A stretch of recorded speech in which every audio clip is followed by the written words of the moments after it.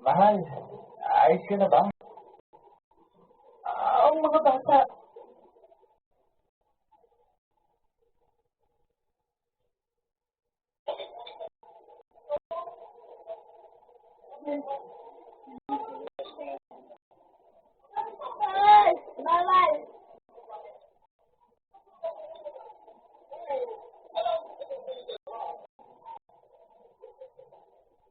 Lahat ng mga anak natin, panaginip lang yan, di ba?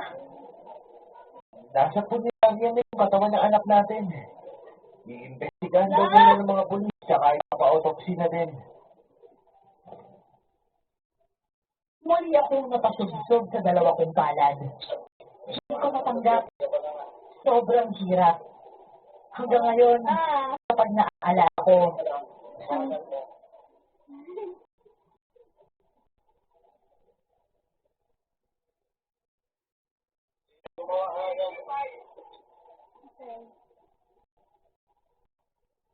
nakakonect ka pa? Monitor kita. Mamaya kung ano mga pinagagawa mo dyan. Ano eh? Alam mo.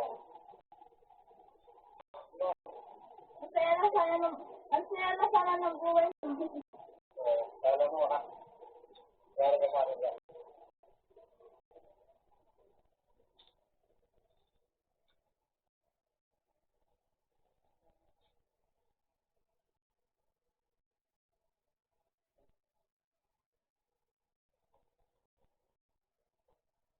Ipa din ang dibdib ko sa labis na pagsisisi at lungkot.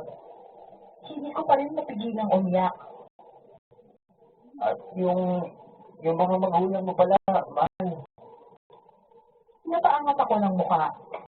Saka ko palang naalala ang mga magulang ko't kapatid. Ilang bahay lang ang layo nila sa tinitirahan namin. Expected ko na sasabihin ni Randy na wala na din sila. Dahil halos wala naman talagang nakaligtas sa nangyaring trahedya sa lugar namin. Pero hindi yan ang narinig ko. Nasa evacuation sila. Pagbuhos pa daw kasi na ulan kagabi. Nagpunta na sila sa barangay. Wala daw sila doon kaya hindi mo sila makontak.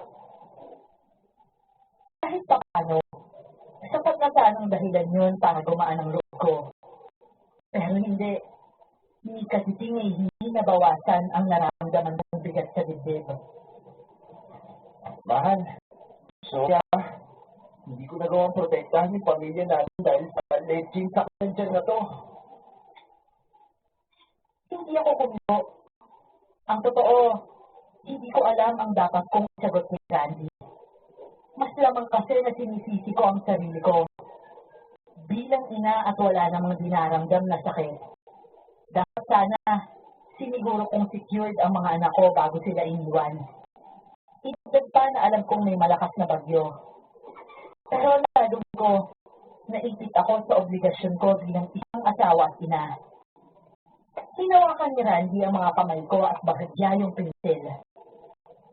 Huwag kang susuko Baka ko sa akin na magiging matag ka.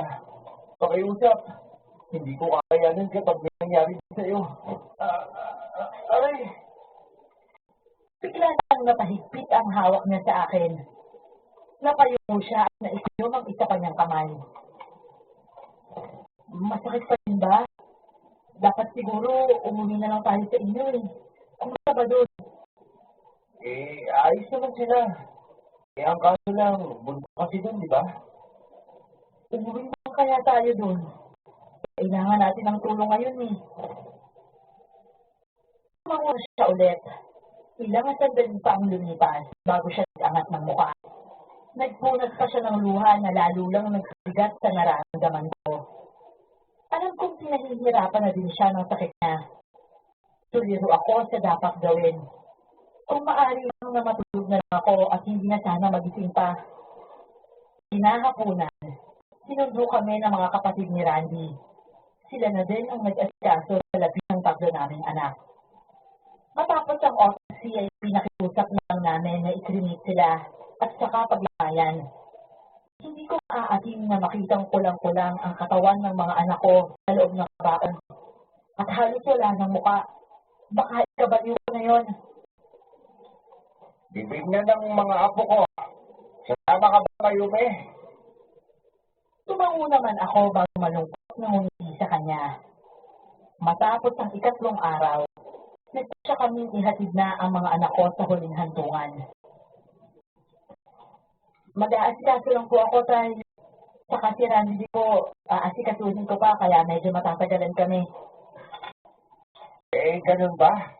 Hayaan mo lang nanay niya kay Randy. Asikasuhin mo muna yung sarili mo.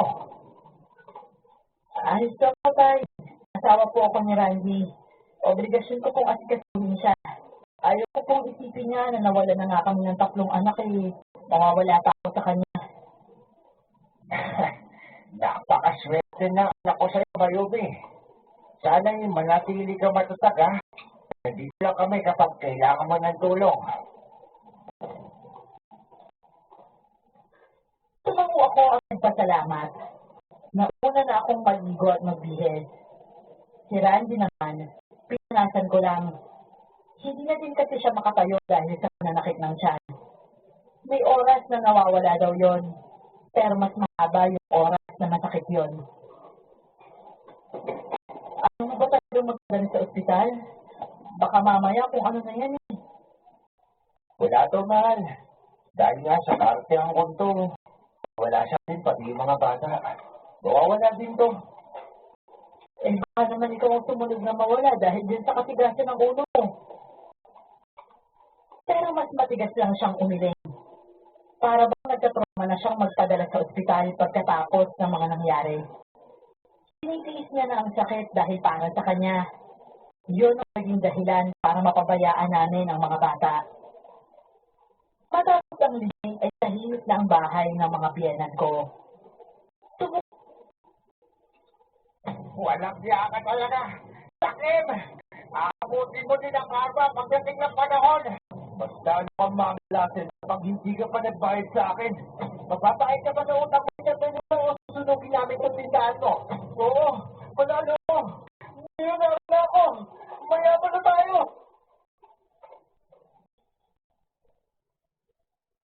Sa buong buhay ni Carla, ginawa niya ang lahat para makatanggap ng pagmamahal mula sa mga taong nakapaligid sa kanya. Subalit, nang malaman niya ang lihim ng kanyang pamilya na kanyang tunay na pagkatao, ay mas lalo niyang kinamuhian ang kanyang sarili. May pag-asa pa ba siyang mamuhay ng normal tulad ng iba?